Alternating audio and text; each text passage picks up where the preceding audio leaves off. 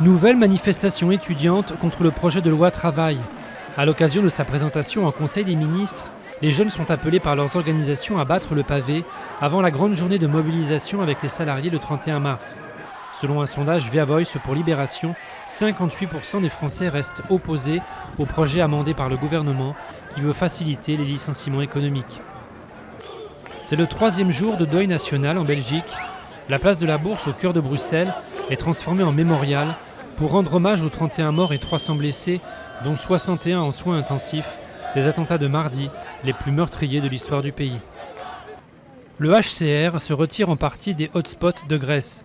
Selon le Haut-Commissariat de l'ONU pour les réfugiés, ils deviennent des centres de détention pour migrants, comme ici le camp de Moria sur l'île de Lesbos. La prochaine route vers l'Europe pourrait passer par la Libye, où des centaines de milliers de migrants sont en attente, a affirmé ce matin le ministre français de la Défense, Jean-Yves Le Drian. Denis Sassou Nguesso a été réélu président dès le premier tour, officiellement avec plus de 60% des voix.